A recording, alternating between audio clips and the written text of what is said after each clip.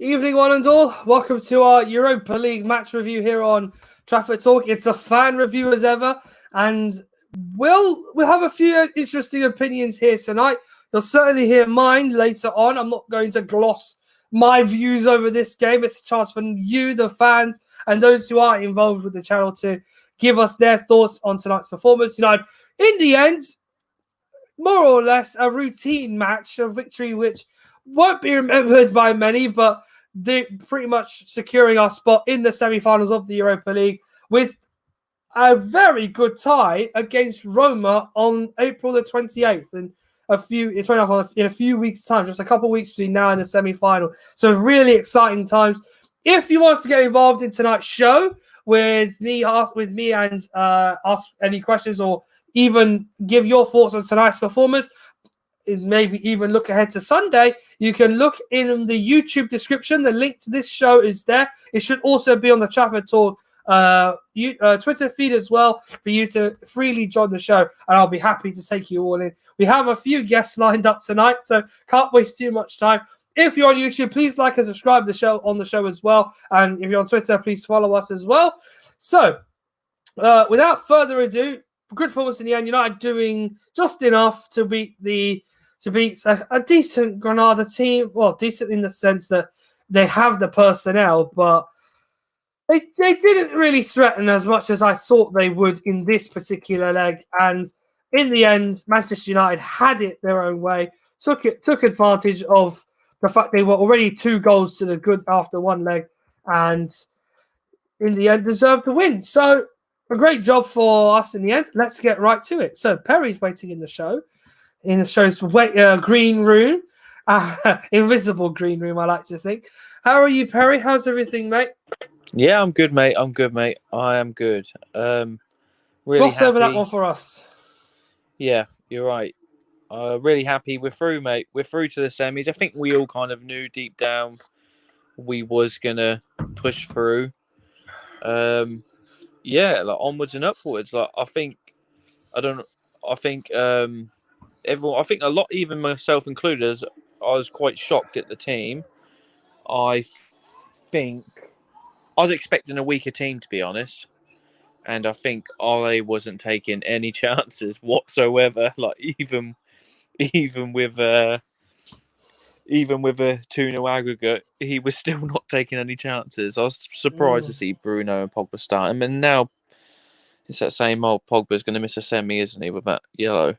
It turns out he doesn't, and I will Really? explain why in just a Awesome. moment, because Manchester United have sort of got away with it. However, just to quickly discuss the team a little further, what were your opinions on Ollie's selection tonight? There were obviously a lot of calls for the likes of Van der Beek to play, Ahmed to start the game as well. But in hindsight, while it would have been good for them to get minutes, we obviously knew that 3 players would be forced out of the game due to suspension anyway. One thing that did surprise me was how strong Ollie went this evening, and the fact that it sort of debunks the theory that he's not entirely reliant on the team, like the fringe players, just yet. He still has to make sure that we need a comfortable advantage to secure our place in the semi-final. Yeah, I think he got stung last season, didn't he, by playing a weakened team. I don't think he was gonna. I was surprised as well, Ahmed. I thought we was going to see Donny starting. Matic obviously did, and Ahmed. I was hoping to see Greenwood as the 9, but I don't blame him. I think all the criticism he is getting at the moment is that he can't win a trophy. So I don't really blame him for going for the strongest team. I don't think he's taking any risks. We've got a big buffer now in the league. So I think now he is just putting all his eggs in the Europa and saying, I don't blame him. The thing is, if he starts a weakened team and then we struggle in the result or we lose the competition, he's going to get stick for playing a weakened team. And then if he starts a stronger team like he did tonight, he's going to get stick if someone gets injured. So I think he's in a lose-lose position. He really is, in my eyes. Like, he's never going to please everyone. And I don't blame him for going with the strongest team. I still don't agree with it. I think we should have played it a bit safer, but I can see why he's done it because we have got stung in the past by playing the weakened side. Yeah, I, I was really looking forward to seeing Ahmed. I have to admit, and I was a bit disappointed with only like 10 minutes, but we move like we're doing all right. We're doing good, man. Like, I'm happy. Like I think we've got Burnley this weekend, haven't we? And You can fingers see the crossed it's bottom of the another screen. win. Yeah, you can guarantee that one of those teams fighting for the top four is going to drop some points. So that's going to be an even bigger gap created on them.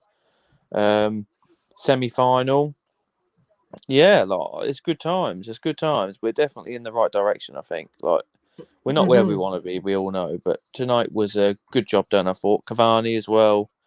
He had a few good chances. I think it was that header what hit the shoulder. That looked like it was going in for the second. Yeah. What were your thoughts anyway? I want to hear what you thought on the actual selection. Like I said, I don't do my reviews on the game at the beginning of the show, but if you want a quick answer from me, to be frank, I kind of said this in the preview actually with Alexi yesterday. I didn't want to see Fernandes or Rashford. Obviously, we didn't see Rashford, and that was a clear statement by any, let alone the fact that he didn't even train yesterday in what I saw on the footage that comes out after the session that UEFA do on a Wednesday, for example, before we play. And it looks very much like United were more or less going for the jugular tonight. But I see two sides to the argument. You don't want to take a risk playing the weaker team because there's an experienced side there. Maybe they don't have a lot of pace, but that still doesn't. If they get one goal, we all know what world of trouble we're in, and then that's bad news week. And he's gonna get so much stick if he gets knocked out of another cup and can't win anything. Like I understand why he's doing it because this is what he knows he needs to silence the critics. Yep, it's more or less the idea of giving the opposing team the slip. They would have thought tonight, Granada coming here, maybe we would have a better chance because they're going to rest a few, because they got 3 suspensions already. They'll probably not risk any more. But one thing I am confused on the situation, like, I'm not really going to delve into it, but Solskjaer has said he was going to give Donny some more opportunities and we would see a lot more of him, but we haven't got much longer to go. So I don't know whether he's planning to just give him a huge run out but it doesn't look like it at the minute, does it, really? Well, not at the moment, Perry. To be frank with you, again, I don't see Van der Beek getting, regular starts in these in the league, unless Ollie feels that the top 4 situation is by far sorted, which it virtually is at the moment, but we're not exactly over the line just yet. So while I see us still having a few tough games between now and May the 29th, May 29th, who knows, maybe even sooner than that in the sense we play possibly our last game on May 26th, being the final in Gdansk.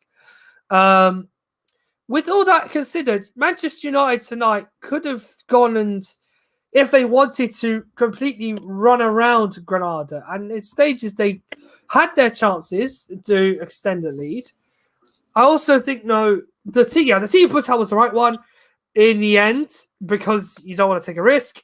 With Donny van der Beek, he got a few minutes. He actually didn't do all that bad. And I think you're seeing now, even when Ollie gives him an opportunity, it's not like he's going to shy away from it. He goes for it. He takes on whatever's in front of him. And all being well, it will always end up with hopefully a positive outcome. And sure enough, although he had one good effort in the late on in the second half.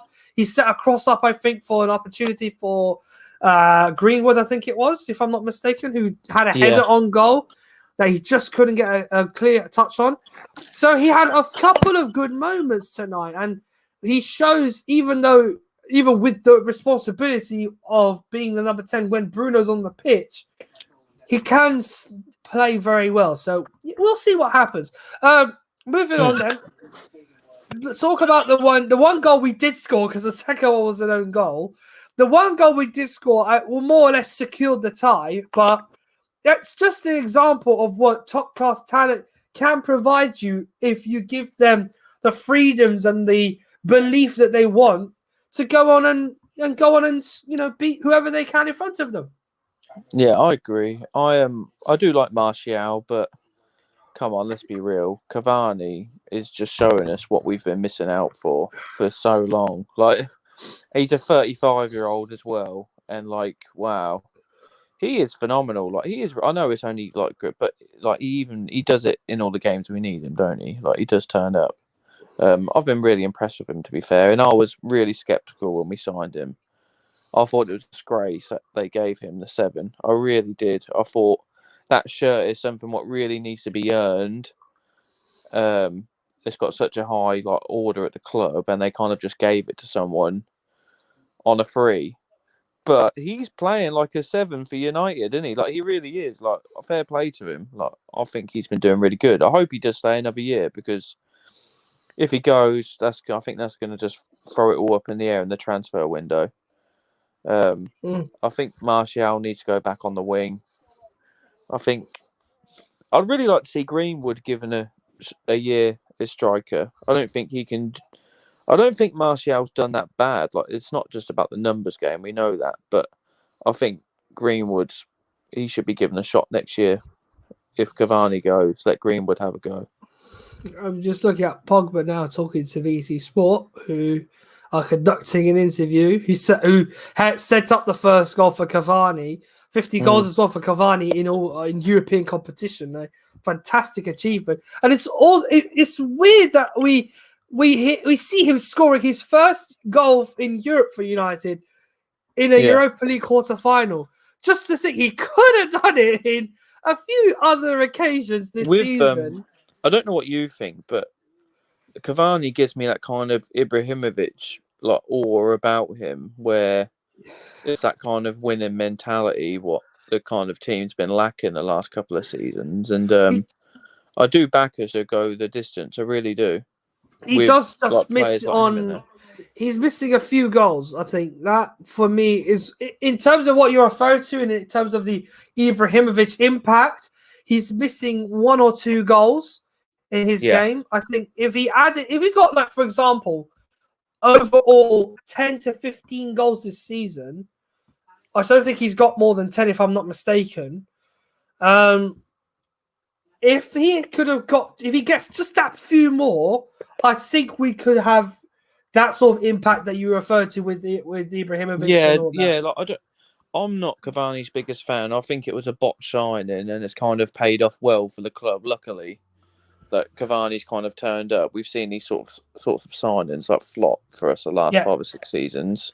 So I'm still not his biggest fan, but I definitely think he's the best option we've got to play in that striker role. Like, his movement is like, just, you can't even teach that, really. Like, that's what we've been missing. But yeah, no, I'm happy with him, and I think he should carry on starting as long as he can stay injury free. All right. Well, let's talk about who we play in the semi-final. It's against familiar opposition in Roma on the 29th of April. So we play on the same night as Arsenal. That's strange to imagine that we're not getting our own night to play this semi-final. However, by whoever may be, Manchester United have the prospect of playing in a Europa League final once again. This time, however, we'll be playing against, in some sense, not only the name Roma is familiar, but some familiar names in the opposing team. A couple of the players who won the Europa League with us in 2017 are in that team. You also have Henry. You have Pedro, who played for Chelsea and won the competition 2 years ago with them, and Eddie Dzeko, who familiarly scored a few famous goals for our enemies across the street, who wear sky blue. He's had a bit of a hand in their run of form between, like, was it 4 or 5 years he was at the club before moving on to Roma. It's safe to say they're not a team. Obviously, they're no mugs, but that's a team which I think we might hit our peak with here. We've got. I don't know if we should treat it like Sevilla or not. I'm more confident to play Roma than I would be Villarreal, just due to them having that kind of Sevilla thing of Europa League specialists. Like that's still hurting from last season. Like I think we want to try and avoid anyone related to that if possible. I think we can all agree that we should be winning this competition. I can't disagree with that at all. I think Arsenal will be second favourites, and I know obviously we've struggled to beat them the last couple of seasons, but come on, like let's be real here. We have got the better squad and the better players, and we should be winning this competition. And I fancy us to. I really do. I think the hardest game we would have played so far was AC Milan. I think that is a harder game than Roma. Aren't no pushovers. I think that's going to be a lot harder than Granada, obviously, but I still think we should comfortably get to the final. Is there anything in particular when you think of our road to the final now? Because we can't obviously guarantee us playing Arsenal. We can't guarantee we play Villarreal should we get past Roma. Obviously, we have to focus on what's in front of us because this team, as I've said before, are a very good team. They have experience and some decent youth coming in. But United should treat this as favourites.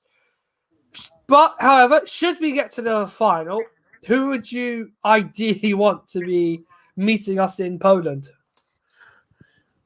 Villarreal. I don't fancy Arsenal. I think we are the better team, but I don't fancy Arsenal. I just think that it's something what we could lose.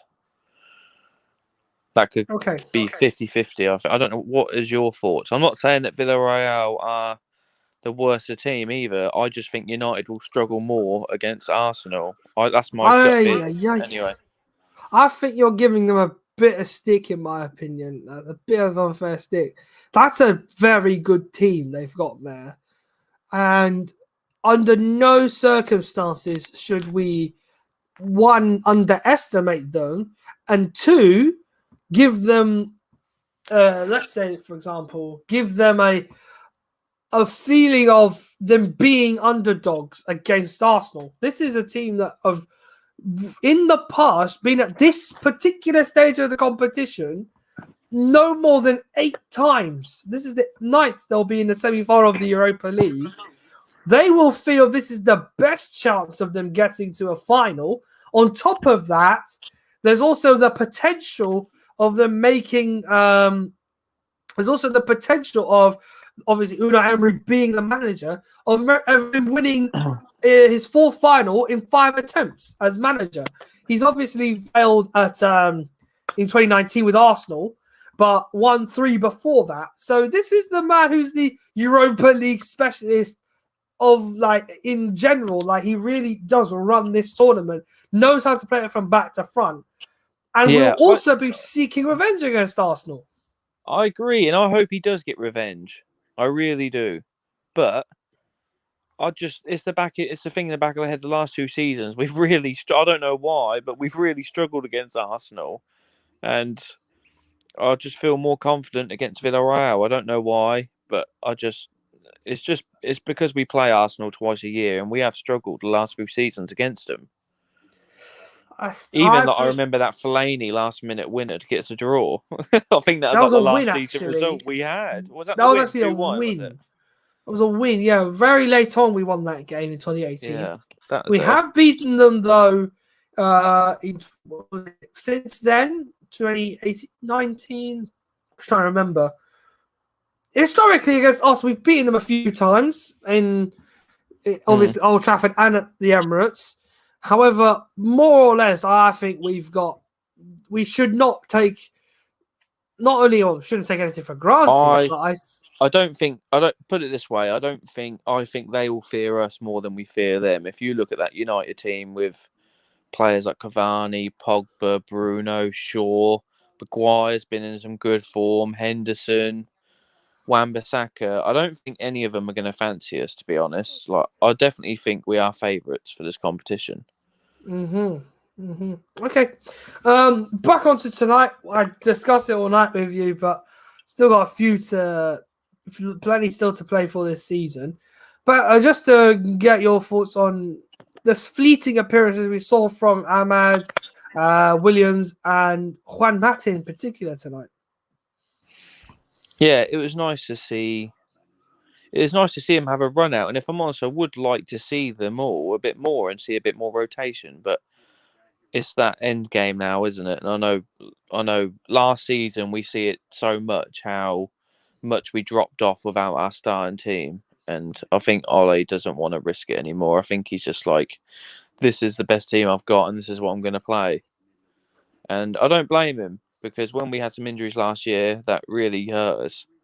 So, but no, Ahmed, I'm really looking forward to seeing a bit more of Donny as well. Mata, I forgot we had Mata. That's the first appearance I've seen of him. I think the last appearance I remember seeing him was in the FA Cup, I believe. It It's been was a in while, January, I think it was.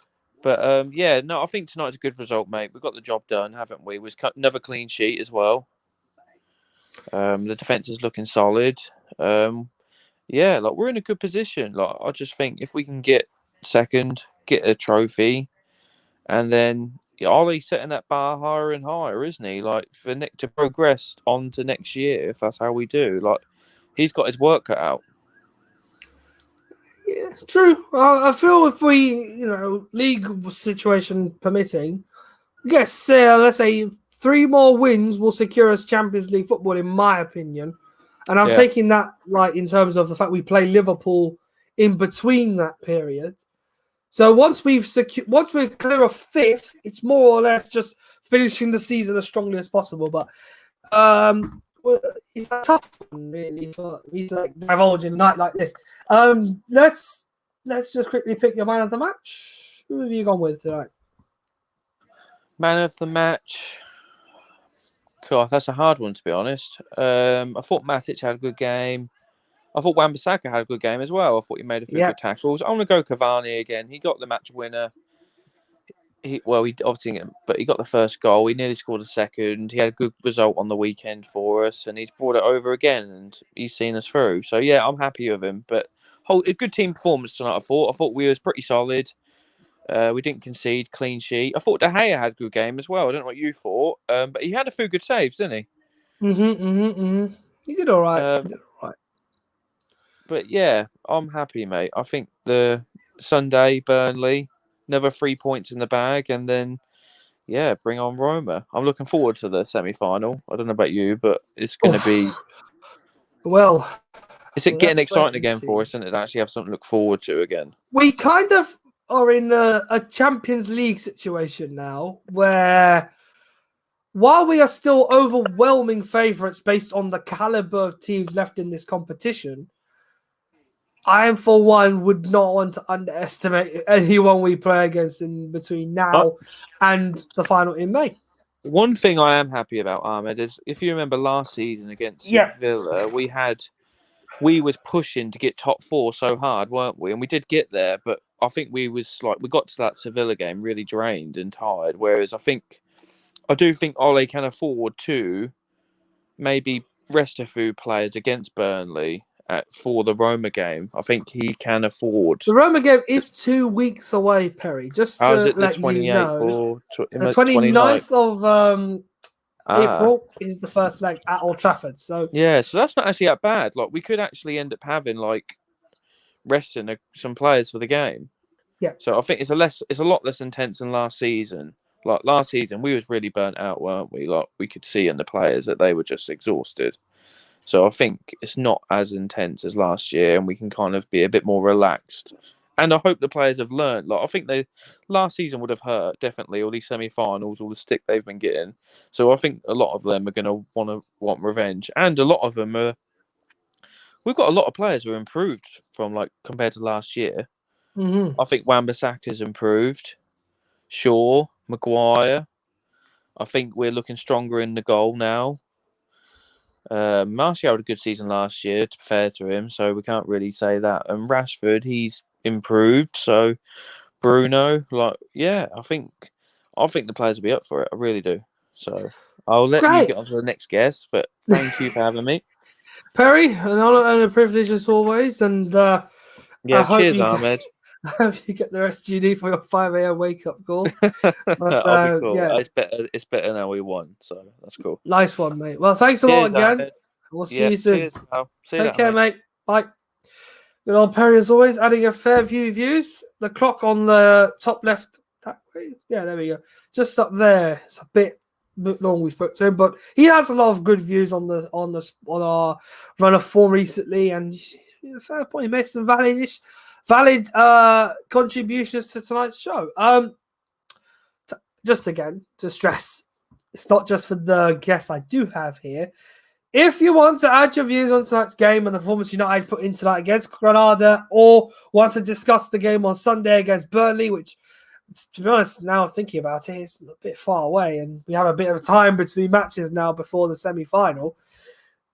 This show is available to you to access through the StreamYard link on our YouTube description, or if you go to our Trafford Talk Twitter feed, you will find it over there as well. So I'm happy for everyone to come on the show and add their thoughts on tonight's performance for Manchester United.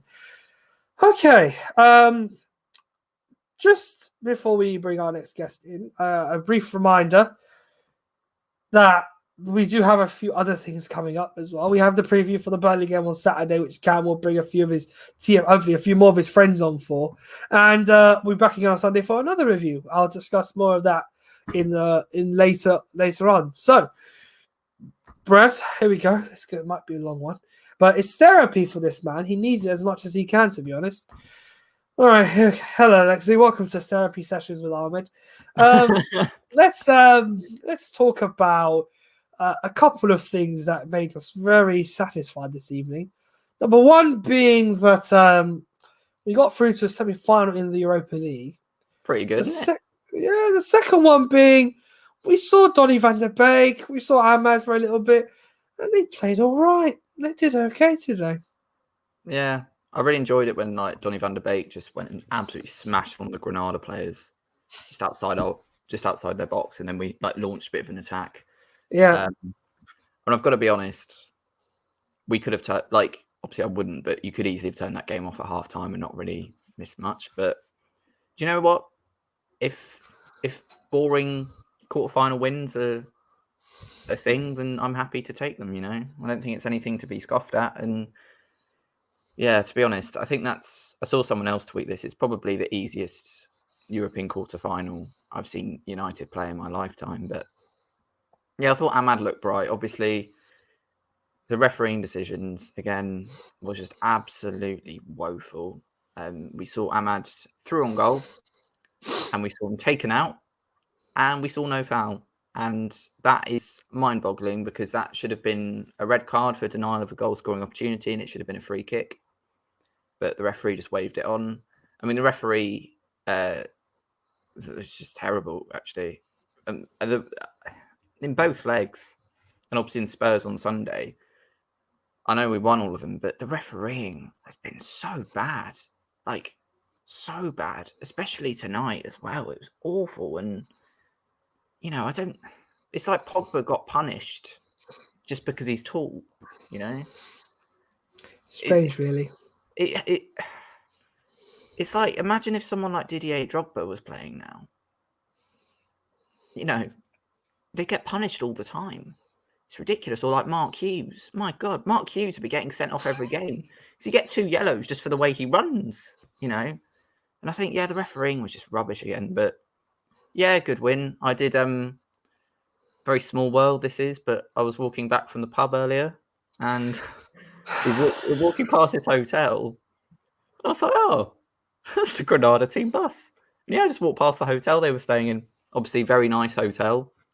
But it was a bit strange because the bus was just kind of there. There wasn't really anything around it. But obviously, I respected the bus, unlike some of our neighbours 40 miles up the road. You know, I don't like to bottle buses. I don't think that's the answer. And I think what we've seen tonight is bottling buses doesn't make you win football matches. We've seen that in the last 2 nights. But yeah, it was just a very nice game. Very uneventful. I thought Cavani.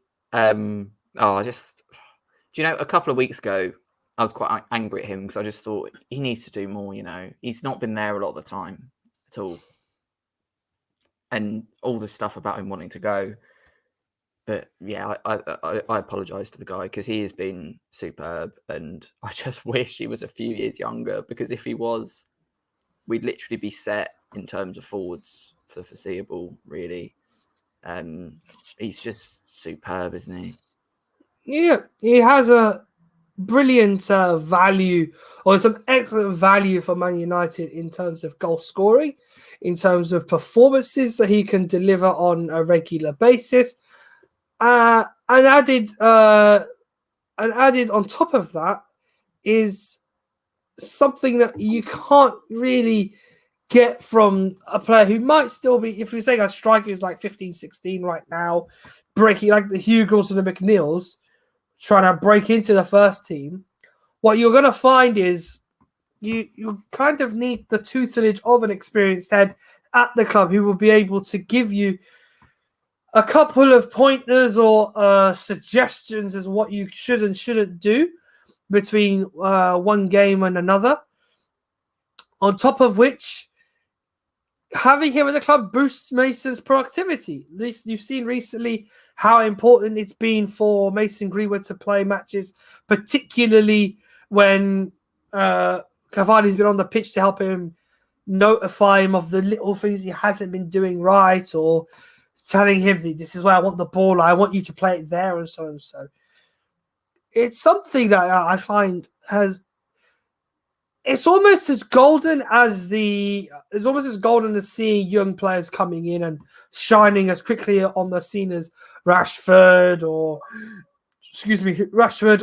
even Greenwood have done in the last few years. And if we could name more off the top of our heads, you've had a lot of tutelage under experienced players in recent years. Your Brandon Williams, your Twanzebis, your Mengies. The odd occasion you saw Ethan Laird last season, and a lot of the Ethan Galbraith, Will Fish, Anthony Elanga, all these talents are getting good tutelage from players who've played at the club for years on end. And really, it's beneficial for experienced heads, regardless of whether they're playing or not, to be at the club, and they'll get the chance to shine on the greater stages.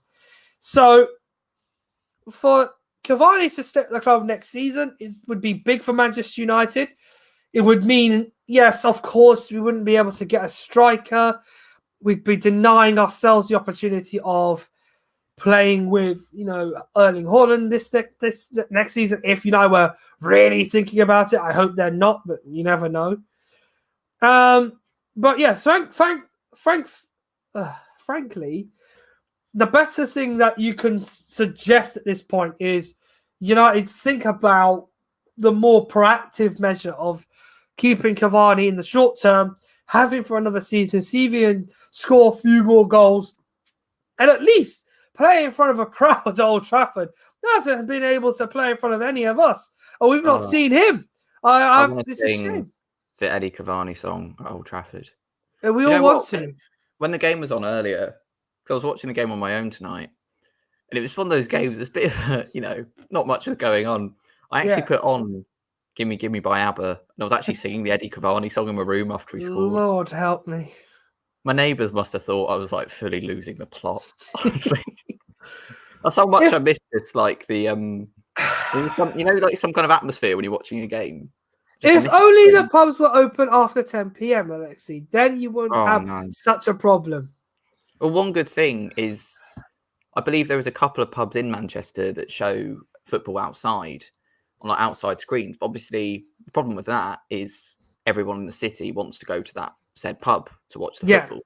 So, realistically, if you want to get in there, to watch the football, you'd probably have to get there at about 5 a.m. Just sit there, It's like 3 hours plus the 2 you watch the game with.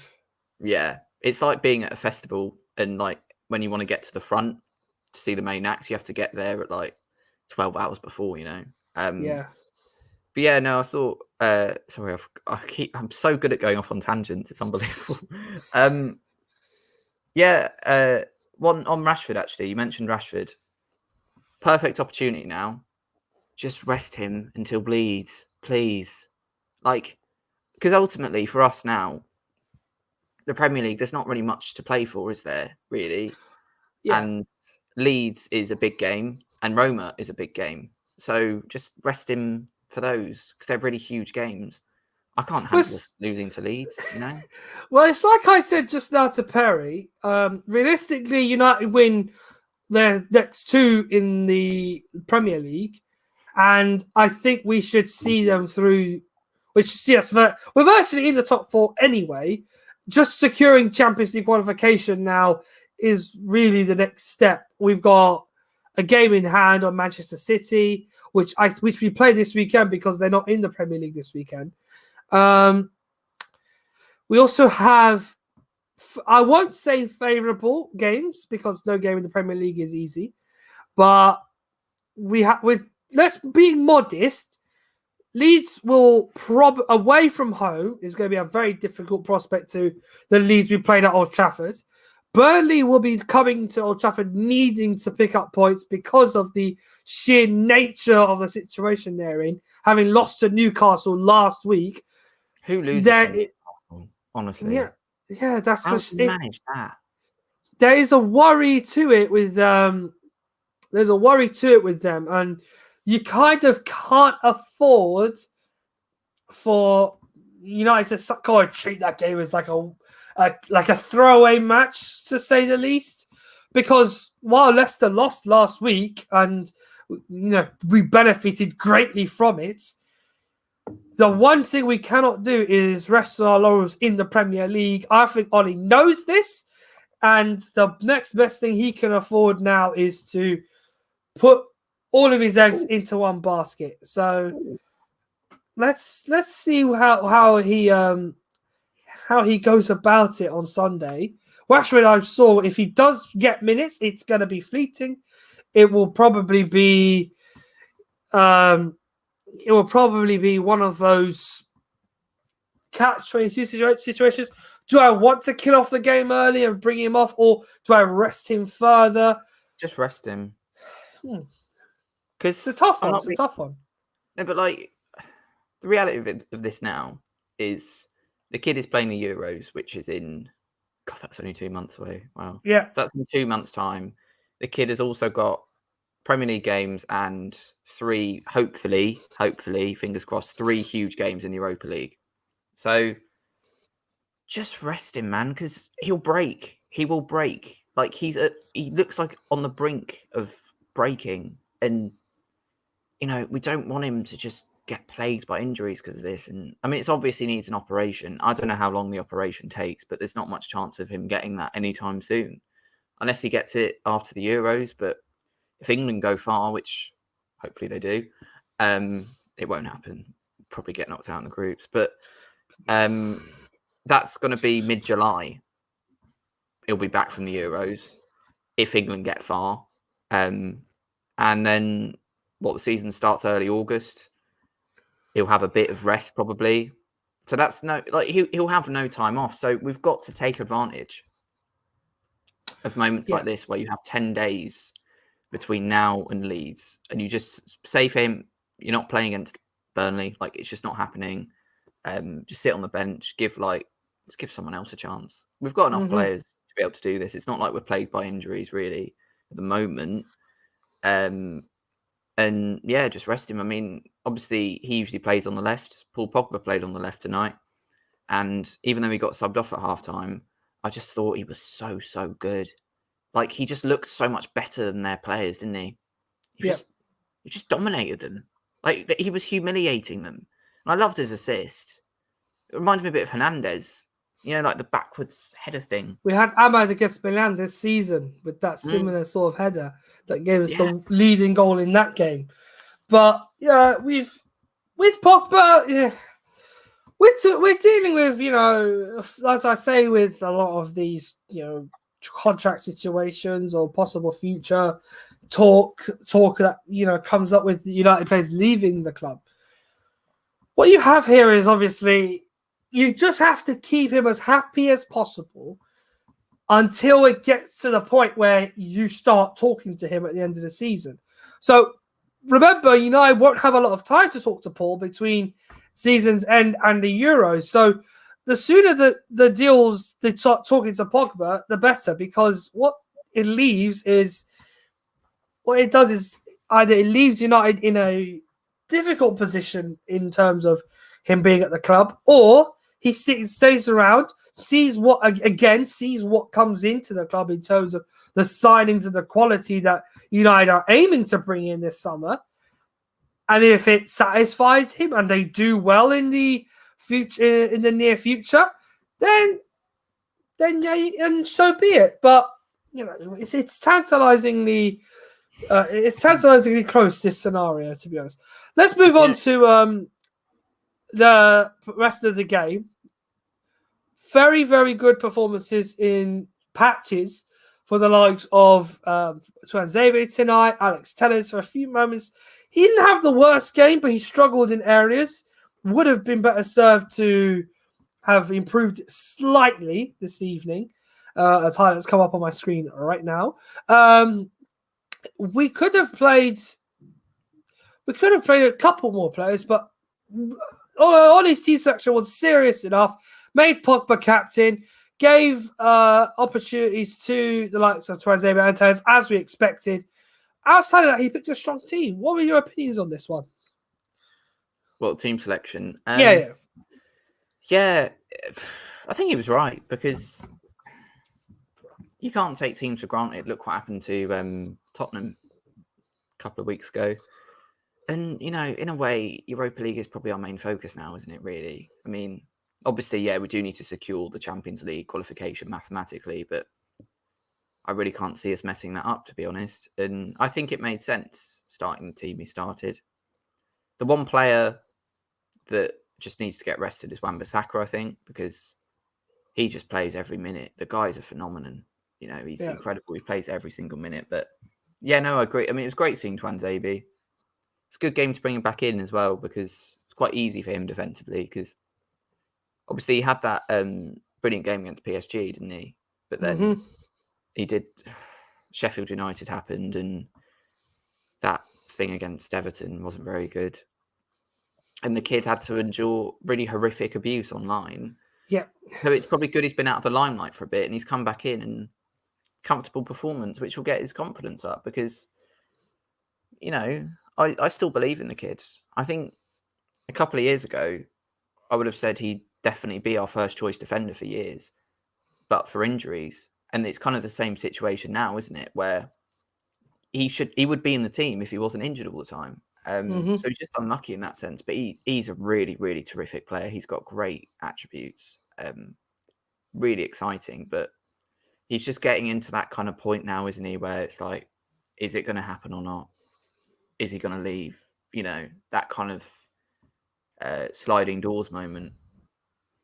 It's a tight scenario with Pog and Co. It's hard to think about it. I mean, like I said earlier, they're trusting a few players now with moments of the season to try and give them, hopefully a boost in confidence, and also to encourage them to play more. Also to just have the feeling of being able to play football in a competitive environment. And as you said, with the Europa League, now we can't treat these matches as we would like to, because there are elements of you kind of want to say uncertainty about each game now, with 3 left between us and the final, unless something really dramatic happens, which I hope doesn't, in terms of like players going out and getting injured. I feel we should be okay, if anything. But who Yeah. knows? Who knows? We really should be Who okay at knows? this point. Who knows? Now, now the exciting part. Who we play in the semi-final. I spoke with Perry just a moment ago about who he'd like to meet in Gdansk on May 26th. But who do you see outside of obviously us, the three other teams left? Who for you are the most threatening team in this competition now?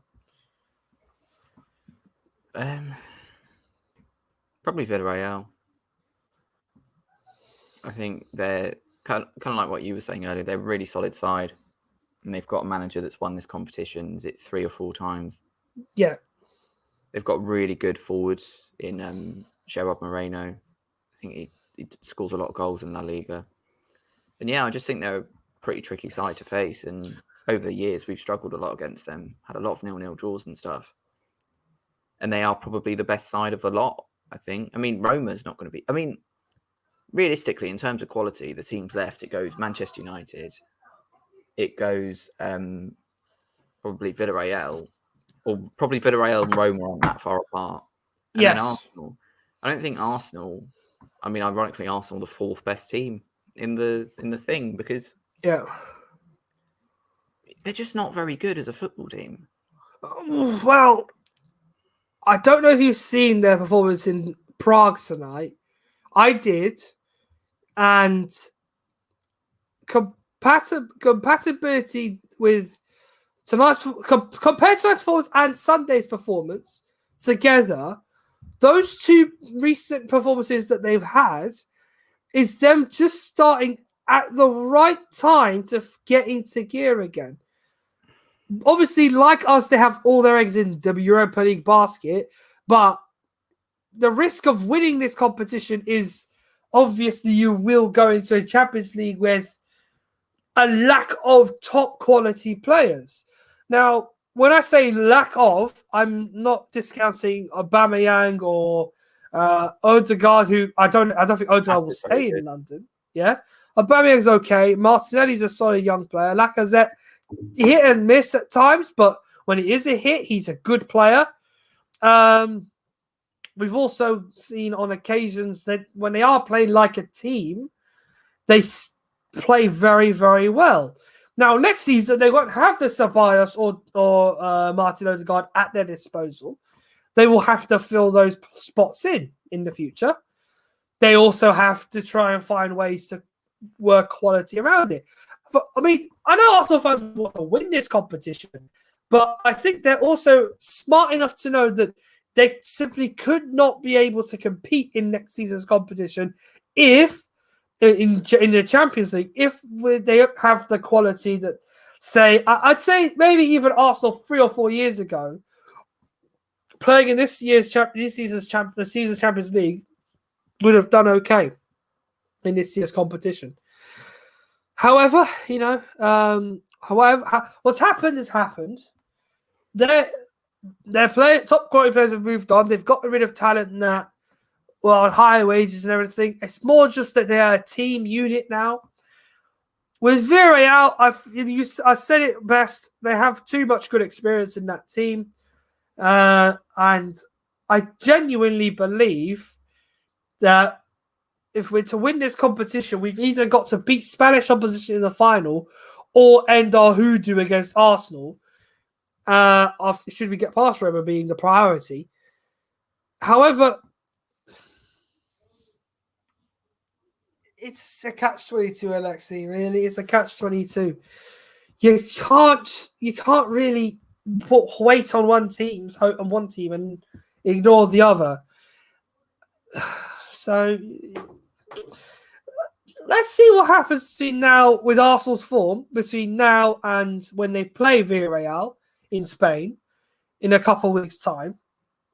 And if they do continue this little patch they're on right now where they're scoring goals, not conceding any, 7 goals now without conceding in 2 games, they are they're starting to look like a team again that can score, fire on all cylinders and have confidence to win this competition. If the next couple of games that they play back up their recent form, then there's every bit of worry that will creep up in us, not just me, but many a fan who will think on their day, cup finals permitted, they turn up. They do turn up in cup finals. And Chelsea are victims of this. Manchester City on the semi-finals front have been victims of this. They have lost in this competition before to the manager that they're playing against in the next round. So it's a very different. It's hard to explain without giving an answer. And I feel like I can't answer this question now. We've got to wait a couple of weeks to see who we feel will be better placed in the final. In terms of our opposition, though, Alexei, how do you feel about this? Would you have liked to have played Ajax, or were Roma your first choice from the get-go? Don't know really. I never liked playing Ajax. I think it's just because it's kind of like a thing of I guess it's historical fear, isn't it? I really like the way they play. They're always very enterprising. Yeah. And you kind of never really know what you're going to get with them. In terms of because they're so progressive as a football team, they might put a few goals past you.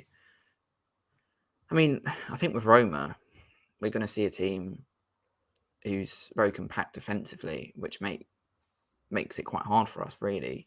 Because obviously we do struggle to break down low blocks sometimes. I mean, Elin Dzeko is going to be a problem. Then again, I was about to say Lindelof is an issue here, but then he dealt with Zlatan really well, didn't he?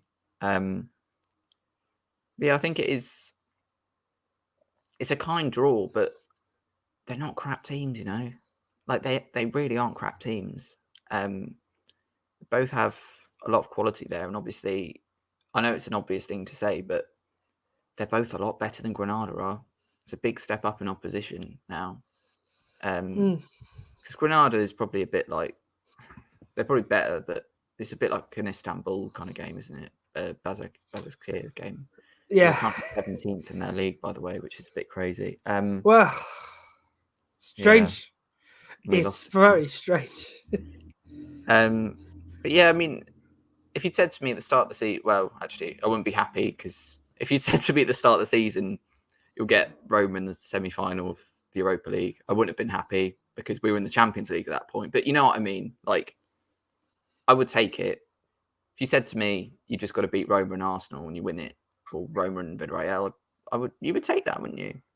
Of course. So I think overall, we can't have any complaints. And ultimately, we can talk about the opposition all we want. Ultimately, though, we're Manchester United and we have a lot of good footballers and we are a very good football team. And to be honest, especially over two legs, there's not many excuses we've got for not beating Roma. And still don't think we've got any excuses not to beat Arsenal or Villarreal in the final, really, because we're a better team than them. I know it's a simplistic point, but we are. And we need to just assert our dominance and just, actually win a trophy, because it's really down to us now. We are the favourites. Absolutely. I can't say I'm not nervous, because naturally it is one of those. It's another semi-final. It's the fifth one which we will have under Ole Gunnar Solskjaer, and yeah, we've been at this point. It's 4 and out, so we've still got. I'm sure plenty of fans will have some reservations about how they'll treat this particular match, but optimism still, for me, optimism still high. But right now, it's just the fear of knowing that we do not have a lot of control over what they do. We can only do what we only control what we can do. And on the night, if they come to Old Trafford, the one thing we can do, the least we can do on the night they come to Old Trafford, is to play them off the park, as we did in the first legs of the last 2 games we've played. Of the last 3 games we played in the first legs of the Europa League. If we could do that, at least we are going somewhere. Against the Roma side, they're not too inexperienced. They are missing Smalling at the moment. I don't know if he'll be fit in time for that semi-final. They have a few young players that have played very well in the last couple of weeks. I don't know how they'll handle a different team with a bit more intensity and pace than what they have. But it would be hard to imagine. I'm just seeing this graphic now with Ollie's record in the semi-finals, and it's not pretty, but you gotta hope that United are prepared for it and can not only make this final, but play as best as they can to see them off the pitch. And that's how I feel about it. But yeah, let's quickly move on to another interesting topic. Tonight we saw, for once, Donny van de Beek and Ahmed play for a little bit of time. People called for him to be from the start tonight. That, for me, was probably one of the few surprises in terms of Ollie's selection. In the end, as we described, it was understandable for him to go strong to avoid the situation of conceding 3 and going out, playing a weaker team. Did you think he'd have gone with this less of a team compared to what, in the end, he chose to do? No, I mean, I don't. I just think, yeah, it would have been nice to see Donny play, obviously, but ultimately it's a European quarter-final. You just don't want to take any risks. I mean, yeah, I just think, why not play your strongest players, really? Obviously, if we were fighting for a title as well, or we were in 5th or something, or we were just in 4th, I'd think maybe I'd say, yeah, rest some for this. But Burnley looks to be the one where you say that can happen. I'm not saying Burnley are rubbish. In fact, this might be the first time all season I actually predict we might not win a football match because Burnley just scared me, to be honest. But yeah, it's just Donny's just a funny one because I think he always plays really well when he comes on, but he's just not Bruno Fernandes, is he? That's his biggest downfall, I guess. But I think he did really well tonight. Again, and we were saying about Ajax earlier. I just love how intelligent Donny is as a footballer, and that's obviously bred from all the years he spent with Ajax. And yeah, we see that when he appears for us. But I think eventually he will come into the fray a bit more, especially if someone does leave in the summer, whose first name may be Paul, the second name may be Pogba. Because I think probably the idea was Van der Beek or Bruno were a kind of replacement for Pogba, or at least both of them were replacements for Pogba. Although now, obviously, that situation's changed. I mean, I suspect Pogba will be here next season, but he won't sign a new contract. That's what I think is going to happen. But yeah, I think overall, Ollie did the right thing, team selection-wise. Because, if they'd scored after 10 minutes, they did have the chances. It would be a bit nervy, and we just don't want that, do we? We want calm vibes. Touche. It's very strange that we're heading into a game thinking, it's a little bit of, you never know, maybe they'll get one, and we get a bit worried. We start to panic a little bit, not take chances. In the end, it was a professional performance, and I'm just happy we're through. But yeah, I'm already nervous for the semi-final, just naturally because it is a semi in a European Cup. The competition, as I said from the start, I wanted us to win since we were knocked out of the Champions League. And now it's a matter of going out to execute what we should have done last season. And also, hopefully, learning from not just should we succeed in these two-legged semi-finals. Because thankfully this year we have a second chance compared to the one-off against Sevilla last season. We have a better opportunity of clinching our spot in the final by securing a good first leg lead, hopefully getting a good first leg lead like we've done so far, and then coming away, and this time going away from home, which is not going to really help with our cause very much, but going away from home and seeing the job out from there. So let's see what happens. Coming on to tonight, one more time, man of the match, Alexi.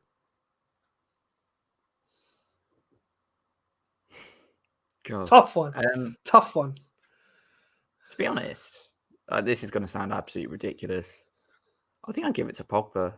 Okay. I just think he kind of won us the game in the first half. Like, I think the way we asserted ourselves on the game was largely because of him, because he was so dominant in the first half, basically.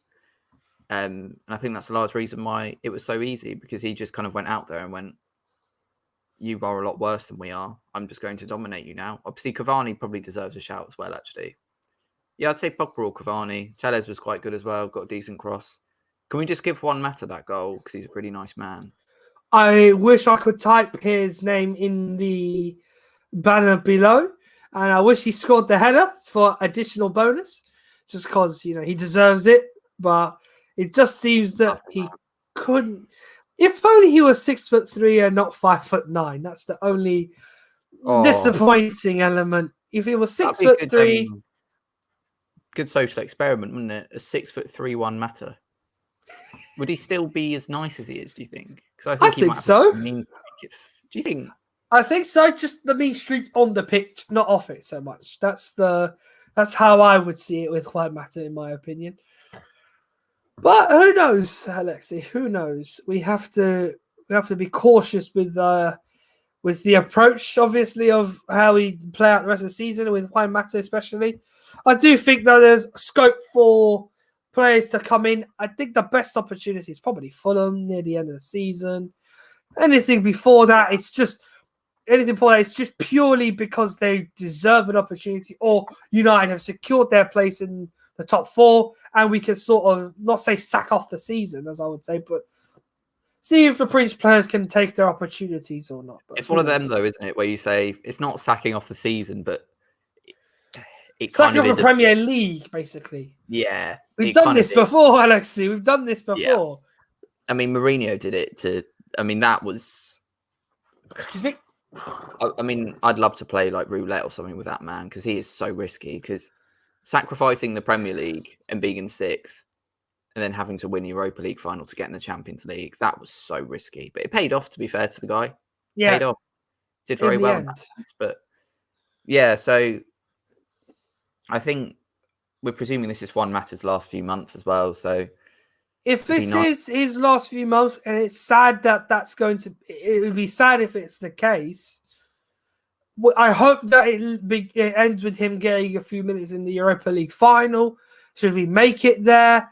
Or he plays as many minutes as he can at the end of the season. We are going to have fans at least for one of our games, which I hope the match will be against Fulham at home, so that Ollie can throw. Yeah, remember we do have the opportunity of playing with fans at Old Trafford this season, just once though, which is a shame, unless they push the Leicester game back, which is our next game that we can have at Old Trafford, or the game before that Fulham that we can have at Old Trafford. So, yeah, we are in a limbo scenario with this, but all I can say is we'll have to wait and see. We're just going to have to wait and see. Fingers crossed, we'll see Juan Mata and a few of the French players more towards the end of the season. If we do see them on Sunday, it's because Ollie's brave enough to say, I'm going to give you another shot because Burnley aren't all that. But, we'll see what happens. Cam and Co will delve into that on Saturday, and probably we'll see what they think. But yes, Alexi, as always, it's a therapy session with you is a good one. I'll try my best to solve your many problems when I can. And if I haven't, then there's always another session on Sunday. I charge you an hour in minutes and nothing more. It's a free of charge service. So very much appreciated. It's very generous of you. A pleasure. Oh, I hope to see you again on Sunday. And again, thanks a lot. As always, everyone, follow him on Twitter in the banner right there. Or if you know already, just seeing on the Man United timeline, his appearances are not fleeting, but they're always potent. So worth an eye on his Twitter feed whenever you get the chance to. But yeah, Alexi, mate, take care, and I'll see you on Sunday. Cheers, Ahmed. Pleasure. Take care, pal. There goes Alexi. Lovely to, as always, speak to him, and he's always got some fantastic views on United.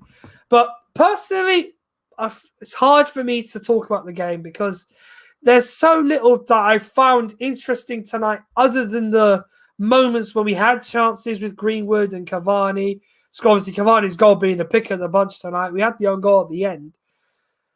But when you look at the overall scope of the event, when it comes to looking at how Man United played tonight and how they treated this game, it was very easy for Ollie just to say, I'm going to kill this game off, make sure we're not going to be threatened in any way by this opposition who are coming here to give their all and try and get something from Old Trafford. If they manage to get one, we just have to.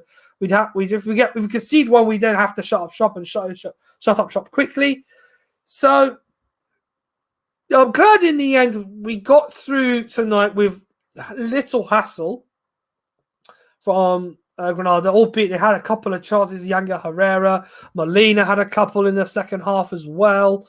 They were good in stages, I think, but we did enough in the end. And it's been a fantastic journey for Granada, for a great achievement for them to get to this far in a glamour tie with Man United. They've deserved it. Ultimately, we had to stop them because we are chasing silverware, and the only silverware we can get is Europa League glory this season. So all we can hope for now is for Manchester United to treat this Roma semi-final as if it's the Leipzig game or the PSG game earlier this season when we beat both of them in the group stage of the Champions League. If we treat that game how we did on those occasions, then we should see them off in the first leg at home. Because obviously this time around we won't have the advantage of the second leg being at Old Trafford, having been drawn away from home in the quarterfinal. So we all have also the difficulty of playing against a few familiar players in terms of Premier League status and a couple of our old friends. If Smalling is fit, he will possibly play against us. Henrik Mkhitaryan, who played tonight, he's a winner with Manchester United 2017. He's aiming to do it with Roma this time and for the second time in his career. You have Edin Dzeko, formerly of Manchester City. He's in that team as well. You have a few good players in that team, a very, very good bunch. And overall, run by Paulo Fonseca, they can be a really bitey team as well. And they've shown a lot of grit and aggressiveness in the last few years. But something that comes to United's advantage is in the Europa League, they don't lose very many when it comes to two-legged ties. And the last time we played in this competition before last season, when it was two-legged, we won the competition. So this time around, it's more just hopefully seeing the job out, getting the 3 points and going through 3 points. Getting the goals we need in the first leg to book our place in the final, and we'll see who comes out of the other semi between Arsenal and Villarreal, which should be a very, very tasty affair. And a storyline there's a storyline to it as well, so plenty to look forward to. In terms of that, though, I have little to divulge in the matter because there isn't too much I can cover on it. I played well in stages, did have a few moments, but there was more the fringe players playing tonight, and it's just discipline now. Got to be careful not to get too many yellow cards in either match because you need to get, I think you get 3 to get knocked out of the final. So in terms of not playing the final, so that would be a shame. In the end, though, United have been good tonight. They got through with three decent performances from Pogba, Cavani, Greenwood when he was playing as well. Overall, I'm satisfied with through, and we just have to see what happens on Sunday against Burnley.